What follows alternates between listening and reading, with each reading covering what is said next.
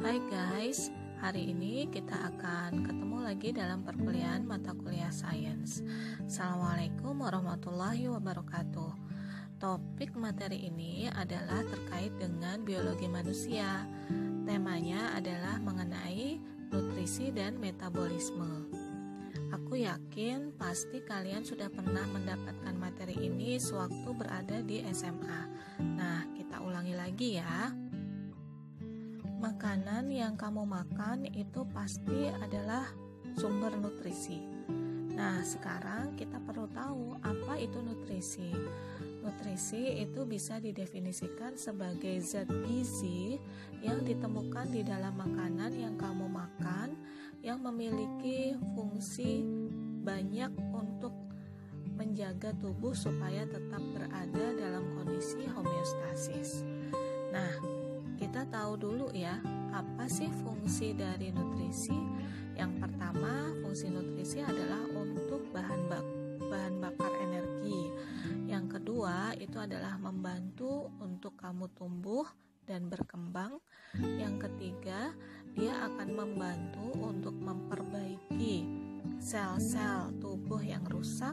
Serta yang keempat adalah berfungsi untuk mempertahankan fungsi tubuh supaya bisa melakukan fungsinya secara maksimal. Supaya bisa memainkan fungsinya secara maksimal, maka nutrisi itu harus seimbang. Nah, kita lihat dulu ya, bahwa selama bertahun-tahun banyak orang berpegang pada gagasan bahwa adanya nutrisi buruk dan adanya nutrisi yang baik. Padahal sebenarnya semua nutrisi itu memainkan peranan tertentu di dalam tubuh. Kadang kita lihat dalam konsep diet supaya menguruskan badan, itu ada nutrisi yang dianggap buruk seperti lemak dan karbohidrat. Padahal apabila kita kemudian mengkonsumsi terlalu banyak nutrisi yang dianggap baik seperti vitamin ataupun mineral secara berlebihan pun juga akan menghasilkan situasi yang berbeda dan berbahaya di dalam tubuh. Selain itu, lemak dan karbohidrat itu juga banyak memainkan fungsi vital di dalam tubuh kita. Oleh karenanya, kata kunci supaya bisa memainkan fungsi yang baik di dalam tubuh kita itu adalah nutrisi atau gizi yang seimbang. Kerangka piramida makanan terdiri dari 3 prinsip utama, yaitu balance, variation, dan moderation. Balance atau seimbang artinya adalah makan makanan dari semua kelompok piramida makanan yang terdiri dari karbohidrat, sayur-sayuran yaitu fiber atau serat, kemudian buah, protein, serta susu. Nah, yang kedua bervariasi, artinya harus makan makanan yang berbeda dari setiap kelompok makanan. Jangan makan yang itu-itu melulu. Misalkan hanya doyannya daging ayam terus, tapi harus bervariasi tiap harinya, misal diganti menjadi telur, ikan, dan lainnya. Kemudian moderation. Moderation itu artinya makan lebih banyak makanan dari piramida yang bagian bawah dan lebih sedikit dari makanan yang berada di piramida bagian atas. Artinya sayur-sayuran kemudian karbohidrat itu memegang porsi yang lebih banyak dibandingkan kemudian protein, lemak, dan buah. Nah, seperti itu. Terdapat 6 nutrisi penting. Yang pertama yaitu air, yang kedua karbohidrat, yang ketiga protein, yang keempat lemak, yang kelima vitamin, dan yang keenam itu adalah mineral. Semuanya itu merupakan komponen yang penting bagi nutrisi yang akan membantu supaya fungsi dalam tubuh kita bisa berkembang secara maksimal. Air. Tahukah kamu bahwa setengah sampai 3/4 tubuh manusia itu tersusun atas air? Itulah mengapa tubuh manusia itu merupakan konduktor yang baik bagi arus listrik. Nah, fungsi air di dalam tubuh itu ada beberapa.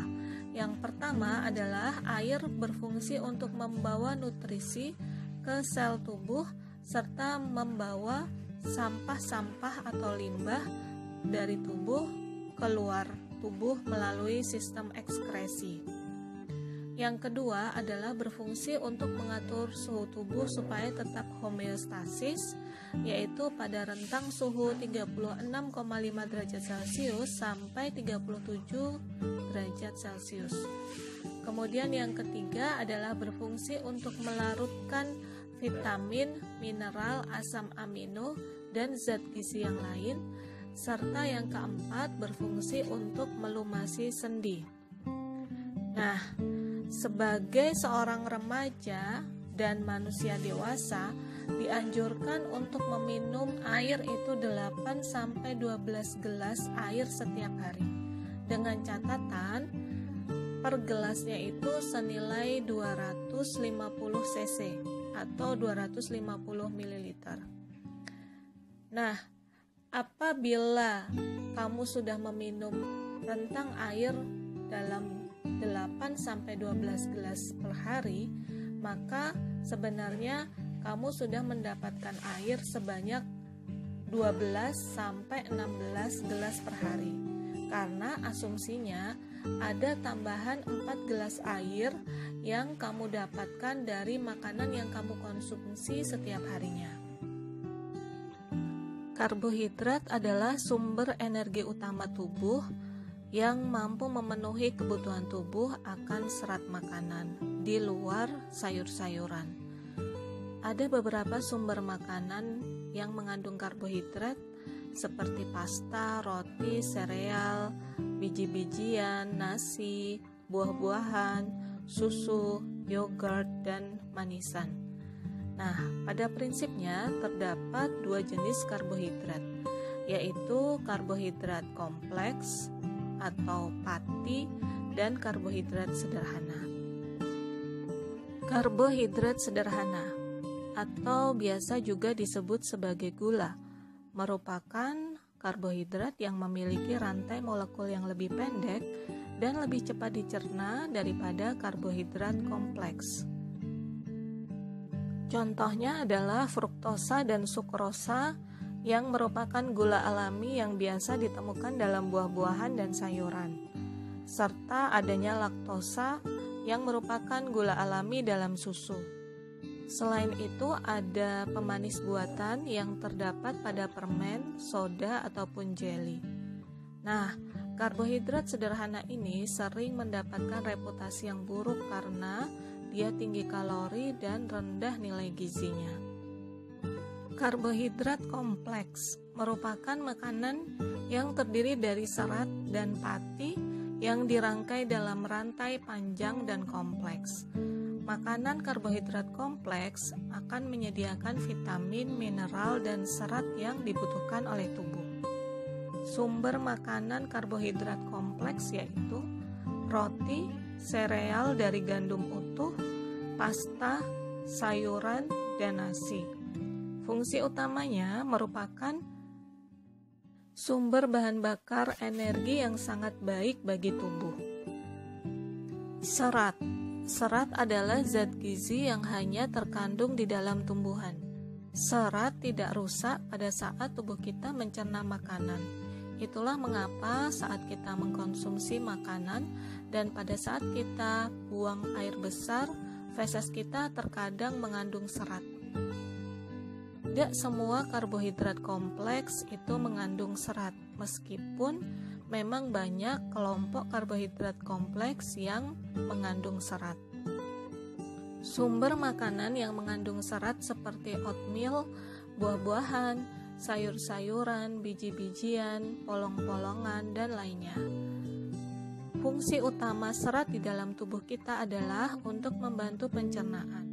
Spesifikasinya adalah untuk memperpendek waktu transit makanan di dalam usus, kemudian meningkatkan massa pinja, memperlancar proses buang air besar, serta mengurangi resiko wasir atau ambeien dan kanker kolon. Selain itu, serat juga dapat mengurangi resiko terkena beberapa penyakit seperti jantung, diabetes, dan obesitas, serta penyakit kanker lainnya. Protein merupakan kelompok biomolekul dan makromolekul yang terbentuk dari satu atau lebih rantai panjang asam amino. Sumber makanan yang mengandung protein seperti daging, ikan, telur, unggas, produk susu, kacang-kacangan, dan biji-bijian. Roti, sereal, sayuran juga mengandung sedikit protein. Beberapa fungsi protein di dalam tubuh, yang pertama adalah mampu memberikan energi selain dari karbohidrat. Yang kedua, membantu membangun, memelihara, dan memperbaiki sel serta jaringan tubuh. Protein terdiri dari senyawa kimiawi yang disebut sebagai asam amino. Di dalam dunia ini ada 20 asam amino. Asam amino. Dari 20 asam amino, terdapat 11 asam amino yang mampu dihasilkan oleh tubuh manusia. Asam amino itu disebut sebagai asam amino non-esensial. Sedangkan 9 lainnya itu disebut sebagai asam amino esensial karena harus dipasok dari sumber makanan yang kita makan. Ada 2 jenis protein, yaitu protein lengkap atau komplit yang mengandung semua 9 asam amino esensial. Makanan ini biasanya ditemukan dari sumber hewani seperti ayam, ikan, daging-daging merah, dan lainnya. Sedangkan protein tidak lengkap atau incomplete yaitu protein yang dia kekurangan satu atau lebih asam amino esensial. Protein ini biasanya ditemukan pada sumber-sumber makanan yang berasal dari tumbuhan atau nabati, seperti tempe, tahu, dan lainnya. Cara terbaik untuk memberi tubuh protein lengkap adalah dengan kita makan berbagai macam makanan sepanjang hari. Lemak adalah zat yang sulit terurai oleh air dan merupakan sumber energi utama bagi tubuh selain protein dan karbohidrat. Sumber makanan yang mengandung lemak seperti mentega, minyak sayur, saus salad, kacang-kacangan, biji-bijian, produk susu yang dibuat dengan susu atau krim utuh, dan daging. Nah, fungsi utama dari lemak di dalam tubuh yang pertama adalah dia mampu memberikan zat yang dibutuhkan untuk pertumbuhan dan kesehatan kulit. Yang kedua, adanya lemak mampu meningkatkan rasa dan tekstur makanan sehingga terasa menjadi lebih gurih.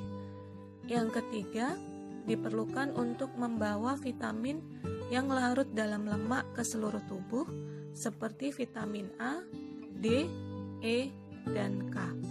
Serta yang keempat yaitu memberikan energi selain dari karbohidrat dan protein.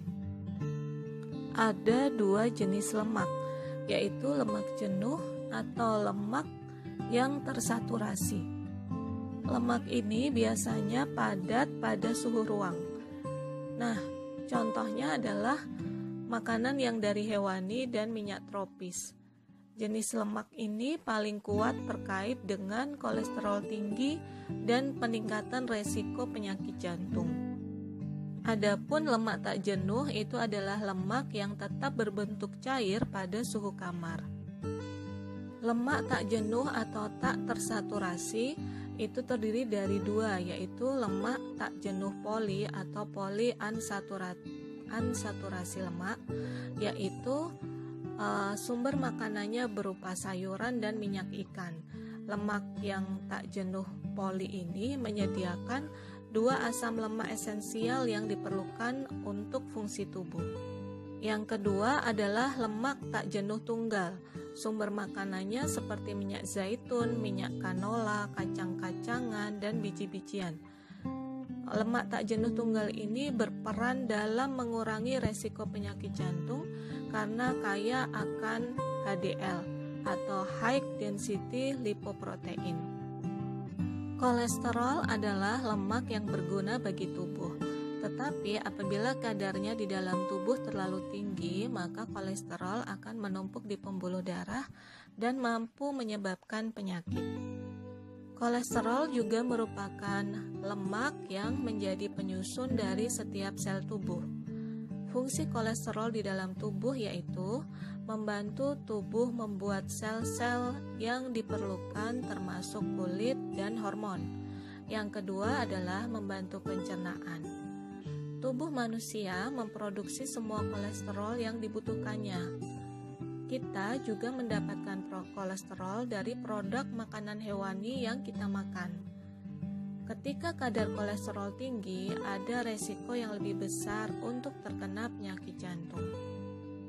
Akan tetapi, fungsi kolesterol itu banyak yang bermanfaat bagi tubuh. Salah satunya adalah untuk menghasilkan hormon-hormon kelamin seperti testosteron, estrogen, progesteron, dan lainnya. Vitamin. Sumber makanan yang mengandung vitamin seperti buah-buahan, sayuran, susu, roti gandum, sereal, dan kacang-kacangan. Berbeda dengan karbohidrat, lemak, dan protein, vitamin tidak memberikan energi atau kalori. Fungsi vitamin di dalam tubuh banyak guys. Yang pertama, dia membantu mengatur banyak proses kimiawi di dalam tubuh. Ada 13 vitamin yang berbeda yang diketahui dan dibutuhkan setiap hari untuk menjaga supaya kesehatan tubuh kita tetap baik. Nah, vitamin dipisahkan menjadi 2 jenis, yaitu vitamin larut lemak dan vitamin larut air. Vitamin larut lemak yaitu vitamin A, D, E, K membutuhkan lemak untuk diantarkan ke dalam lambung supaya bisa dibawa ke aliran darah dan digunakan dalam proses absorpsi oleh usus halus. Nah, vitamin larut lemak ini bisa disimpan di dalam tubuh untuk digunakan nanti.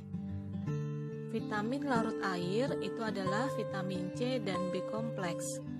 Vitamin ini membutuhkan air untuk absorpsi atau penyerapannya. Vitamin ini mudah diserap dan dibuang ke seluruh tubuh sebagai limbah. Apabila kamu mengkonsumsi vitamin C dalam jumlah yang berlebih, yang melebihi kapasitas tubuh yang diperlukan, maka vitamin itu akan dibuang oleh air melalui urin. Macam-macam vitamin beserta manfaatnya. Ada banyak macam vitamin dan semuanya merupakan nutrisi penting yang harus kita dapatkan setiap hari. Vitamin yang berbeda diperoleh dari jenis makanan yang berbeda pula.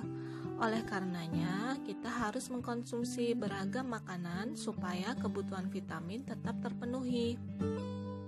Ada 13 vitamin yang diketahui memiliki fungsi penting bagi tubuh. Berikut ini adalah ke-13 vitamin tersebut. Yang pertama adalah vitamin A, berfungsi untuk menjaga kesehatan mata. Vitamin ini membantu mata untuk melihat dalam cahaya yang redup dan membedakan warna benda. Selain itu, vitamin A juga berperan dalam menjaga kesehatan kulit dan membantu sistem imun melawan infeksi.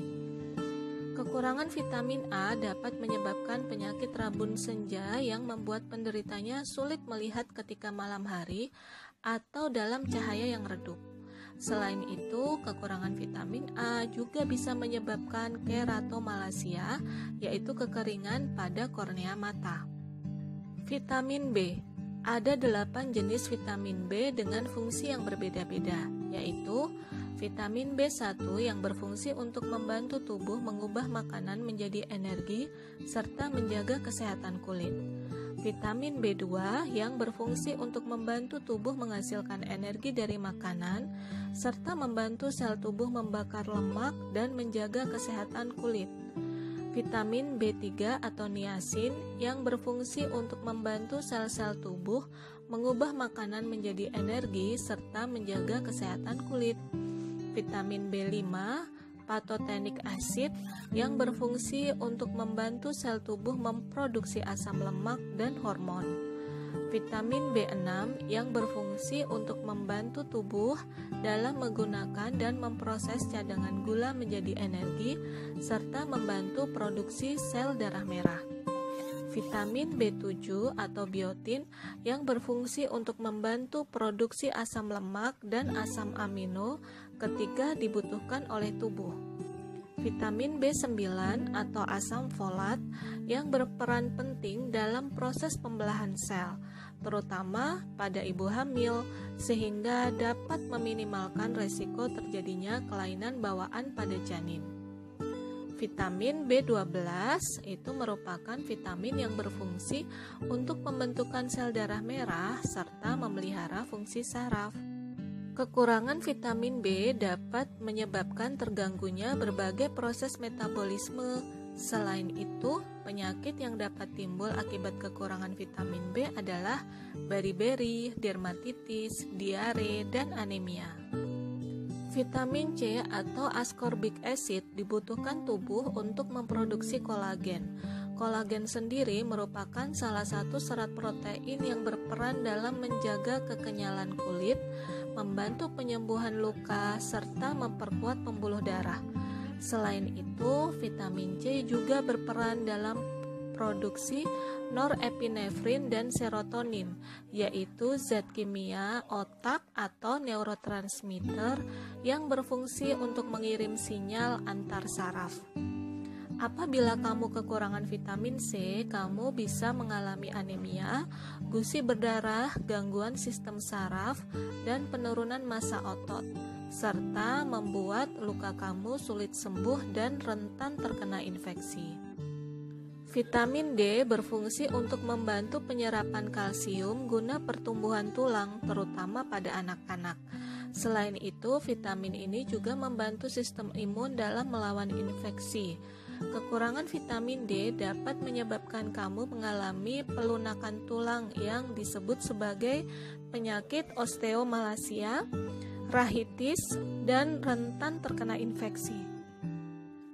Vitamin E adalah antioksidan yang dibutuhkan oleh tubuh untuk melindungi sel-sel dari kerusakan. Selain itu, vitamin E juga memiliki fungsi untuk memperkuat sistem kekebalan tubuh, membantu pembentukan sel darah merah, memperlambat penuaan, serta mengurangi resiko penyakit katarak dan radang sendi. Meski jarang terjadi, kekurangan vitamin E dapat menyebabkan anemia hemolitik. Vitamin K merupakan vitamin yang berperan penting dalam proses pembekuan darah dan menjaga kekuatan atau kepadatan tulang. Kekurangan vitamin K dapat membuat kamu beresiko mengalami perdarahan dan patah tulang. Tubuh tidak hanya membutuhkan protein, karbohidrat, dan lemak untuk bisa berfungsi secara optimal. Asupan macam-macam mineral yang memadai juga penting untuk mendukung fungsi tubuh kita. Secara garis besar, mineral yang dibutuhkan tubuh terbagi menjadi dua jenis, yaitu makromineral dan mikromineral. Makromineral merupakan jenis mineral yang diperlukan tubuh dalam jumlah besar, sedangkan mikromineral merupakan jenis mineral yang diperlukan tubuh dalam jumlah yang sedikit. Jenis makromineral itu terdiri dari fosfor, kalsium, natrium, dan magnesium. Fosfor memiliki fungsi penting sebagai komponen pembentuk enzim dan sel.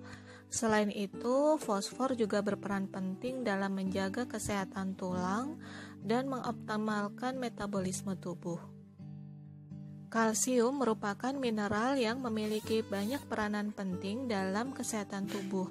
Selain menjaga kepadatan tulang, kalsium juga berperan dalam pembekuan darah saat luka, mengaktifkan berbagai enzim penting di dalam tubuh, bahkan dapat mencegah preeklamsi. Beberapa contoh makanan yang kaya akan kalsium adalah susu, yogurt, keju, dan makanan laut. Magnesium adalah mineral lain yang juga termasuk ke dalam jenis makromineral. Magnesium diperlukan dalam mengatur tekanan darah, gula darah, dan kontraksi otot.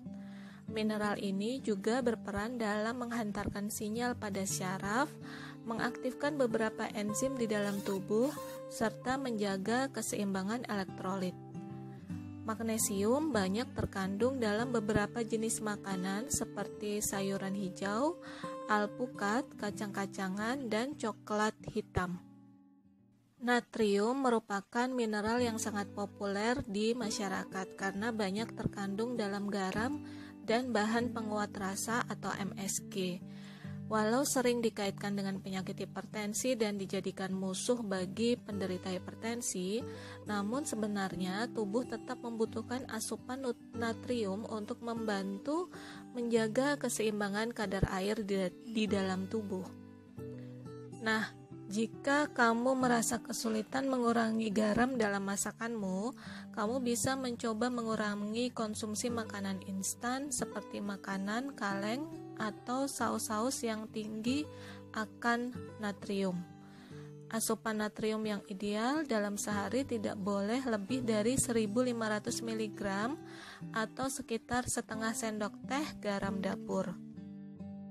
Mineral mikro, walaupun hanya dibutuhkan dalam jumlah sedikit, bukan berarti jenis mineral ini tidak penting.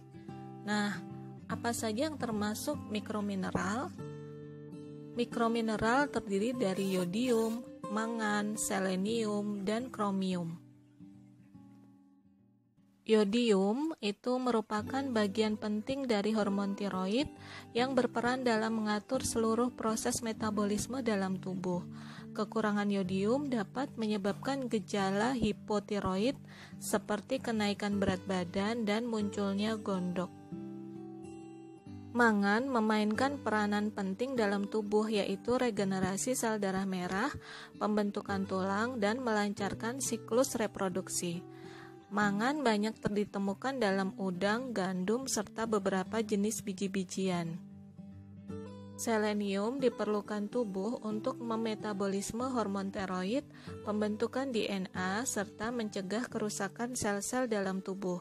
Selenium banyak terdapat dalam daging, ikan, kacang-kacangan, jamur, seperti jamur shiitake, dan biji-bijian. Kromium membantu menjaga dan mengatur kadar gula darah, serta untuk mengaktifkan hormon insulin. Selain itu, kromium juga berperan dalam mengoptimalkan metabolisme dalam tubuh. Defisiensi nutrisi atau kekurangan nutrisi terjadi ketika tubuh kamu tidak mendapatkan nutrisi yang cukup. Gejalanya pada awalnya mungkin tidak tampak serius.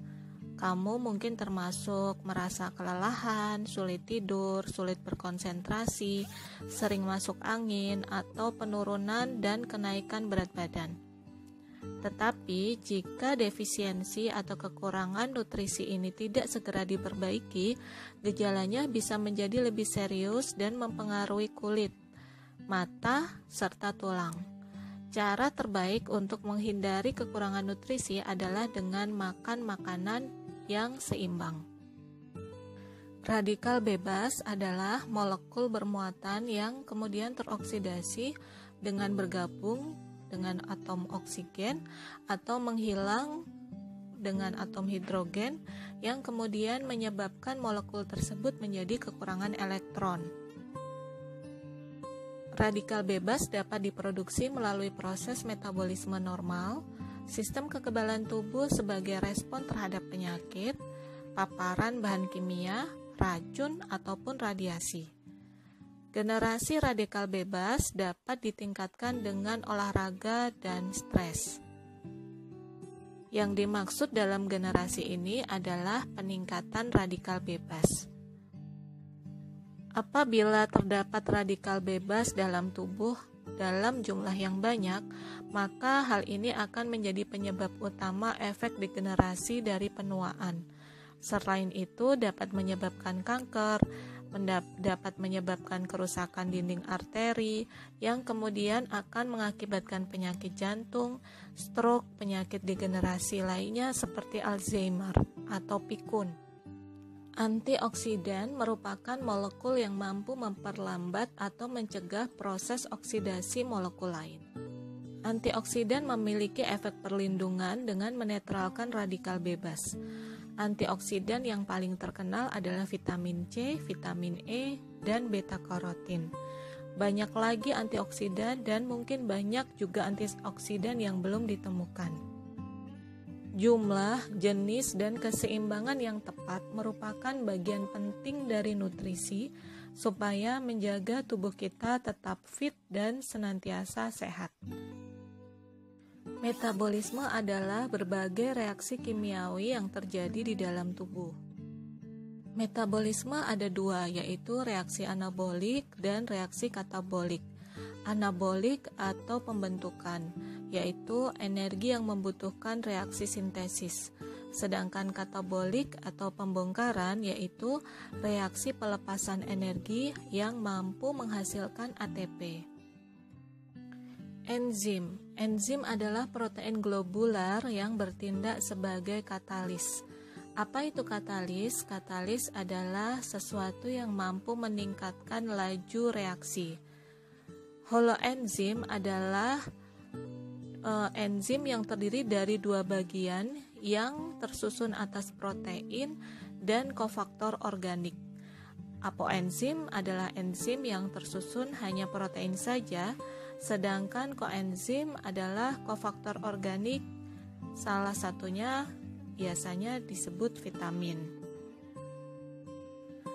Produksi energi terdiri dari reaksi oksidasi, yaitu kehilangan elektron oleh atom atau molekul, dan reaksi reduksi, yaitu melibatkan perolehan elektron oleh sebuah molekul, serta reaksi redoks, yaitu reaksi oksidasi dan reduksi yang digabungkan. Oksidasi glukosa atau sering disebut sebagai respirasi seluler. Respirasi seluler terdiri dari glikolisis, asetil koenzim A, siklus Krebs, serta elektron transport chain atau rantai pengangkutan elektron. Untuk lebih detailnya, kamu bisa lihat di slide ke-29.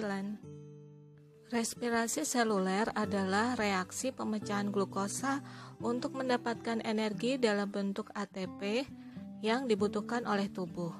Respirasi seluler terdiri dari glikolisis yang terjadi di sitosol, sedangkan siklus Krebs dan elektron transport chain itu terjadi di mitokondria. Perubahan dari glikolisis dan kemudian masuk ke siklus Krebs itu dengan memanfaatkan asetil koenzim A. Glikolisis berasal dari kata glukosa dan lisis, yaitu serangkaian reaksi biokimia di mana glukosa dioksidasi menjadi molekul asam pirufat. Glikolisis adalah salah satu proses metabolisme yang paling universal yang kita kenal dan terjadi di banyak jenis sel dalam hampir seluruh bentuk organisme. Glikolisis menghasilkan molekul glukosa yang dipecah menjadi dua molekul asam pirufat di dalam sitoplasma sel. Hasil dari reaksi glikolisis berupa dua molekul ATP. Proses glikolisis ini tidak ada oksigen yang dibutuhkan. Lintasan glikolisis yang paling umum adalah lintasan Emden-Meyerhof-Parnas atau IMP pathway yang pertama kali ditemukan oleh Gustav Emden, Otto Meyerhof, dan Jakub Karol Parnas. Nah, ringkasan reaksi glikolisis pada lintasan IMP bisa kamu lihat pada slide berikut. C6H12O6 ditambah 2 ATP ditambah 2 NAD+ menjadi 2 pirufat ditambah 4 ATP ditambah 2 NADH. Pembentukan asetil koenzim A. Asetil koenzim A dibentuk pada reaksi antara pirufat dengan koenzim A. Asam pirufat didekarbosilasi dengan menghilangkan karbon dioksida menjadi 2 gugus karbon asetil. Pembentukan asetil koenzim A ini terjadi di mitokondria. Siklus Krebs adalah siklus asam sitrat disebut sebagai siklus Krebs karena seorang saintis Jerman yang bernama Hans Krebs yang membeberkan siklus ini. Sebelum masuk ke siklus Krebs, mula-mula pirufat diubah menjadi asetil koenzim A. Kemudian asetat dari asetil koenzim A masuk sebagai molekul berkarbon 2 dan bertemu dengan oksaloasetat untuk membentuk sitrat. Molekul organik dipecah, karbon dioksida dilepaskan, dan atom hidrogen dikeluarkan, serta ditransfer oleh koenzim NAD dan FAD. Berikut adalah substrat yang terjadi pada siklus asam sitrat, yaitu ada oksaloasetat, yang kedua asam sitrat, yang ketiga isositrat, yang keempat alfa ketoglutarat, yang kelima adalah suksinil koenzim A, yang keenam suksinat, ketujuh fumarat, dan kedelapan adalah malat. Rantai transport elektron menerima elektron dari produk hasil perombakan glikolisis dan siklus Krebs, serta mentransfer elektron dari satu molekul ke molekul lainnya. Energi yang dilepaskan dari setiap pelepasan elektron tersebut digunakan untuk membuat ATP. Transport elektron terjadi pada membran mitokondria bagian dalam dan berlangsung secara kemiosmosis.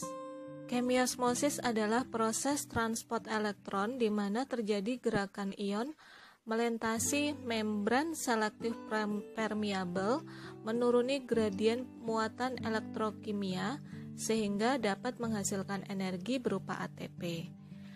Proses yang dapat dijelaskan oleh mekanisme kemiosmosis antara lain: yang pertama, terjadi gerakan ion menembus membran selektif permeabel dengan arah menuruni gradien muatan elektrokimia.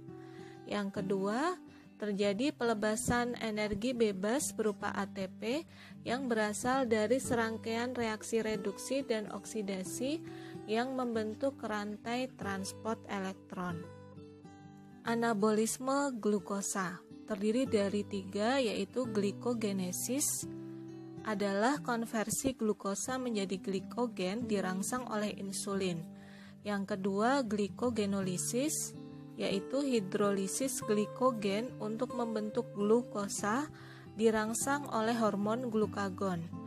Dan gluconeogenesis, yaitu sintesis glukosa dari non-karbohidrat seperti lemak dan asam amino untuk menghasilkan energi.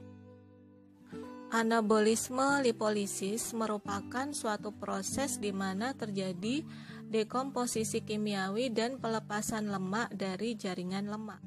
Prosesnya terdiri dari yang pertama, hidrolisis trigliserida menjadi gliserol dan asam lemak.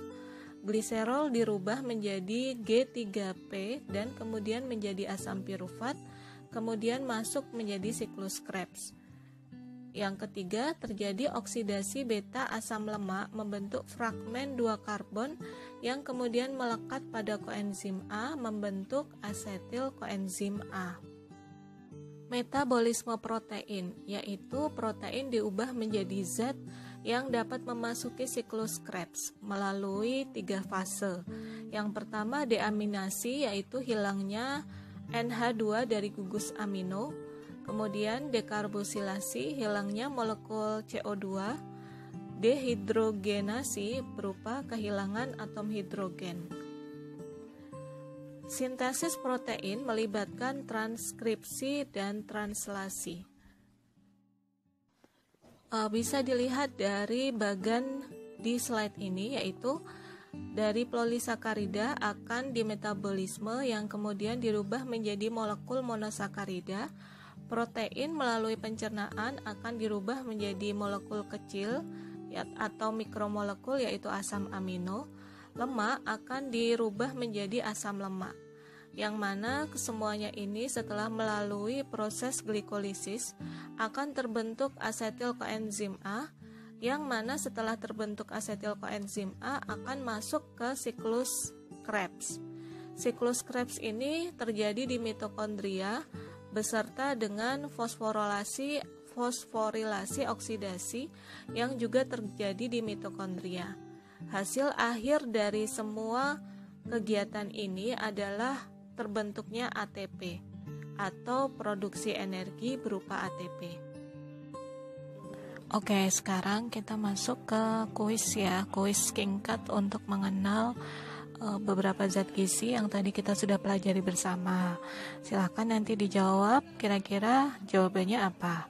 Yang pertama, saya melayani banyak fungsi dalam tubuh. Saya membantu membawa nutrisi ke sel-sel tubuh dan saya juga membantu mengatur suhu tubuh. Saya adalah apa? Yang kedua, saya bisa saya bisa dirubah menjadi energi. Saya juga terbiasa membangun, memelihara, dan memperbaiki jaringan tubuh. Saya adalah apa? Berikutnya yang ketiga, saya memiliki reputasi buruk di benak banyak orang, tetapi saya melayani banyak fungsi dalam tubuh. Misalnya, saya adalah sumber energi yang paling terkonsentrasi dan saya juga dibutuhkan untuk pertumbuhan dan kesehatan kulit. Saya adalah apa? Yang keempat, saya adalah sumber energi utama tubuh dan saya datang dalam dua bentuk, yaitu sederhana dan kompleks. Saya adalah apa? Yang kelima, saya tidak memberikan energi atau kalori, tetapi saya membantu mengatur banyak proses kimiawi di dalam tubuh. Kamu membutuhkan 13 bentuk diri saya yang berbeda setiap hari. Saya adalah apa? Yang keenam, saya bergantung pada hampir setiap proses yang diperlukan untuk kehidupan. Tubuh membutuhkan 16 tipe saya setiap hari, dari kalsium hingga zat besi. Saya adalah apa? Nah, teman-teman, itu semua kuis singkat. Silahkan ditebak dari apa yang telah kita pelajari hari ini ya.